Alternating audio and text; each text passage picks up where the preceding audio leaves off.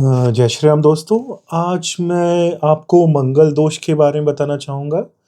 अगर व्यक्ति की कुंडली में मंगल प्रथम भाव, चतुर्थ भाव, सप्तम भाव, अष्टम भाव और द्वादशेश यानी कि द्वादश भाव यानी 12th हाउस में हो तो व्यक्ति मांगलिक कहलाएगा।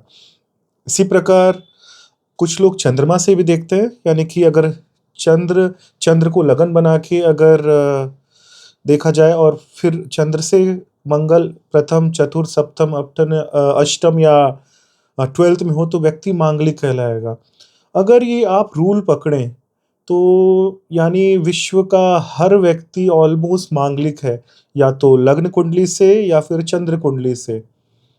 तो क्या इसका औचित्य रह जाता है? अगर आप हमारे ऑथेंटिक एस्ट्रोलॉजिकल बुक देखते हैं, जैसे कि बृहद पराशर होरा शास्त्र, इसमें मांगलिक दोष का कहीं वर्णन नहीं है। ये मांगलिक दोष का विचार या कॉन्सेप्ट उत्तर भारत से आया, जहाँ पे हमारे विद्वान ब्राह्मणों जो ज्योतिष थे उन्होंने देखा कि मंगल एक थोड़ा आक्रामक ग्रह है और हमारे दाम्पत्य जीवन को काफ़ी इम्पैक्ट करता है। तो उन्होंने पाया कि अगर ये जो निम्न भाव हैं 1, 4, 7, 8, 12, ये कहीं न कहीं जब इनमें मंगल जब उपस्थित होता है तो सप्तम भाव को प्रभावित करता है, जिससे कि दाम्पत्य जीवन में रुकावटें या फिर चीज़ें आ सकती हैं। बट इसका कहीं ऐसा कोई नहीं है कि व्यक्ति की मृत्यु हो जाएगी या कुछ भी हो जाएगा। मंगल के नाम में ही मंगल है।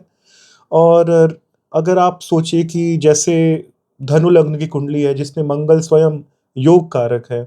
धनु लग्न की कुंडली में मंगल पंचमेश और द्वादशेश बनते हैं।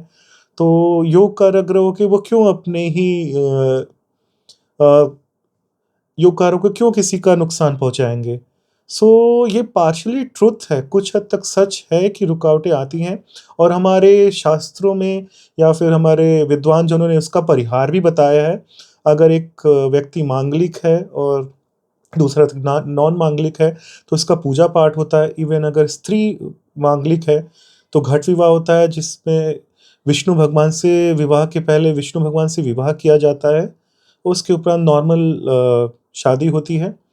और इवन मैं आपको एक सीक्रेट चीज़ बताना चाहूँगा कि कई केस में जैसे कि मैं आपको एग्ज़ाम्पल दूँगा। मान लीजिए कि कन्या के चतुर्थ का मंगल है और अगर पुरुष की कुंडली में भी चतुर्थ में कोई क्रूर ग्रह आ जाए, जैसे कि राहु, केतु या स्वयं मंगल, तो ऐसे केस में ये मांगलिक दोष को कैंसल कर देता है। इसमें काफ़ी डीप चीज़ें हैं जो मैं यहाँ नहीं बताना चाहूँगा, बट कहने का मतलब है कई सारे परम्यूटेशन कॉम्बिनेशन होते हैं जिस केस में अगर दोनों की कुंडली देखी जाए तो कुछ प्लैनेटरी कॉम्बिनेशन में वो मांगलिक दोष कैंसल भी हो जाता है।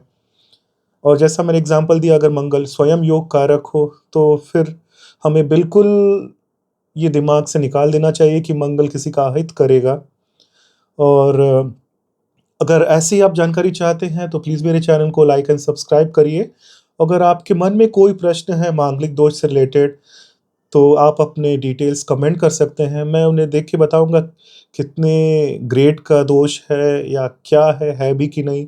आप दोनों अपने पार्टनर का भी डाल सकते हो, तो वो भी मैं चेक कर सकता हूँ कि परिहार होता है कि नहीं।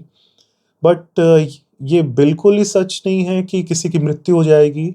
ये हमारे ज्योतिष में या किसी भी चीज़ में कई बार चीज़ों को अतिशयोक्ति करके बताया गया है कि जैसे ये किया तो ये हो जाएगा, जो कि सच नहीं है। और बिल्कुल ये डर से निकाल दें, मन से निकाल दें ये डर। धन्यवाद।